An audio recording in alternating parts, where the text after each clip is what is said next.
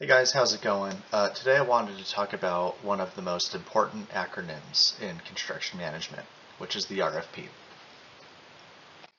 So RFP stands for Request for Proposal, and simply put, it's when an owner reaches out to a general contractor or a general contractor reaches out to a subcontractor and invites them to bid on a project and potentially win work. Usually if you receive an RFP, there are multiple bidders. That's not always the case, but generally that is the case. And the reason that sometimes people get frantic or serious about RFPs is that once you submit an RFP, it's signed and it's generally considered an enforceable contract, or at least it can be, depending on the situation. So the request for a proposal is kind of a two-way street, meaning that the owner that sends you the request will have documents that he expects you to read. And in return, he expects you to send other documents back. And so one edge of the sword is the request. And what's in the request? Well, it might be a description of the project. Typically, it'll include that, maybe a little bit of history, the potential start date. It might include the project size. If it's a commercial project, that could be square feet. If it's a highway project or a bridge project, it might be miles of highway or number of bridges. If it's a water treatment plant, it might be billion gallons of waters per day, and so on and so forth. And also, it might include special circumstances. This could include rules such as if it's in a certain type of neighborhood, maybe they have a curfew that you have to abide by. If it's near a building of worship, maybe there's certain days of the week that you can't perform construction on. And the list goes on. The request will also typically tell you the contract type and also the delivery method. And so if it's a design build or a general contractor, a construction manager, general contractor, CMGC, there's lots and lots of different types of contract types and also delivery methods, and they matter. They're very important.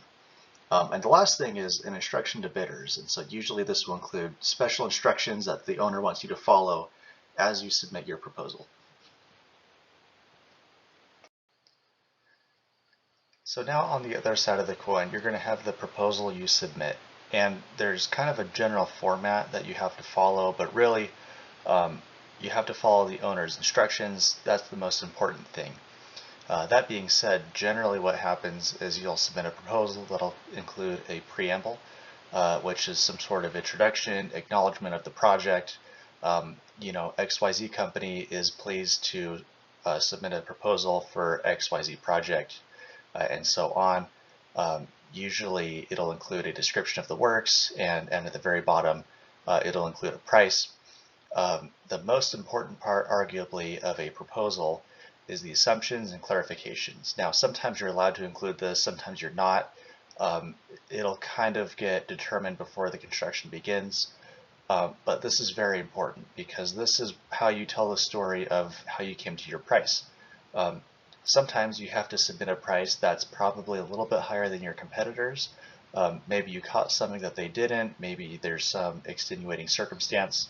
For example, you figure that construction's not going to start until middle of January and you are a concrete contractor, and your competitors are assuming that you'll start in July, and long story short, you need to include a bunch of money for snow protection or weather protection. This would be the time to state your assumptions and clarifications, and just very easily you can write, it is assumed XYZ, we would like to clarify XYZ. This is a really good opportunity to tell the story and to tell the owner or give the owner perspective on where you're coming from. And finally, at the end of your proposal, you'll give a price and then a signature block. Generally, this will include a dotted line where an officer from your company signs and dates. And if you are fortunate and selected as the successful bidder, the owner that sent the RFP will also sign and date. And then usually that means that it's an enforceable contract. Also important to note, if you are dealing with items that are sensitive to escalations, so concrete, asphalt, drywall, lumber, things like that, a lot of contractors will include a timeline of their proposal, and so that's just kind of a little statement that says this proposal is valid for 30 days or 90 days from the time it was submitted on this date. And that just protects the company turning in the proposal. That way the owner can't come back 2 years later when your cost should be 4 to 8% higher and say, okay, let's start work. It gives you an opportunity to start construction when your prices are relevant. So that was kind of a basic overview of just kind of a general, almost a hard bid approach or a low bid wins approach to submitting an RFP. But what about other delivery methods? In today's world, we're seeing a lot more delivery methods being used, not just in the public sector, but also in the private sector.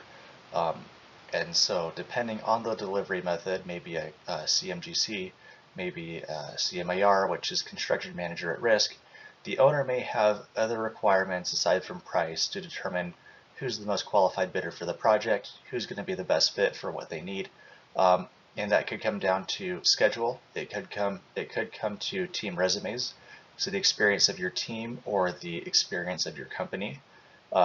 Oftentimes for publicly funded projects, there's going to be some requirement for a presentation. Also, other private projects, they'll also require a presentation. There could be site logistics plans, who has the best plan, who has the best idea how to build this project, safety record. There's a whole lot of things that an owner could use as a metric to determine who's the most qualified bidder, and they could use a combination. And so they might say that price is 25% of the bid and of the proposal score, and presentation is another 25%, and maybe schedule is 50%, depending on the type of project. These are very important things to keep track of when you're looking at an RFP. So keep in mind, price is very important, but it may not be the most important part of your project, which is good and bad. It means that you could not completely sacrifice your margins to win this project. And so the last slide, I wanted to talk about how a winner is selected. This varies greatly. It really depends on the company. It depends on the delivery method. It depends on if it's government versus private work. The government, depending on the jurisdiction, could have a lot stricter requirements on who they have to choose, as long as they follow their metrics. For example, there could be a situation where the government pre-qualifies 3 or 4 bidders, and whoever has the lowest bid gets the project because all 3 of the bidders were pre-qualified. They trust all 3 of them. That's not always the case, but it does happen sometimes. Private owners get a little bit more leeway on how they can choose the best contractor or the most qualified contractor. Notice on my list, I do have gut feel listed. That doesn't always happen, but it does happen sometimes, and this really comes down back to those presentations. If you're not giving the owner a lot of confidence in your ability to build a good project, even if your price looks good, even if your schedule looks good, if they just don't feel good about you as a contractor, they may not want to work with you.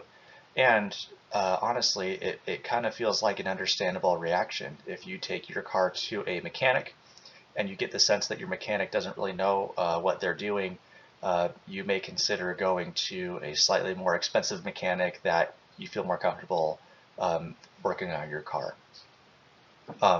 But at the end of the day, they can really choose the most qualified contractor based on whatever combination they feel best. And so the important thing to remember here is that when you're looking through an RFP, keep in mind the requirements of the RFP, how they want to see their documentation, and also what they're looking for. How they determine their winner is a good indicator of what they're looking for in a contractor.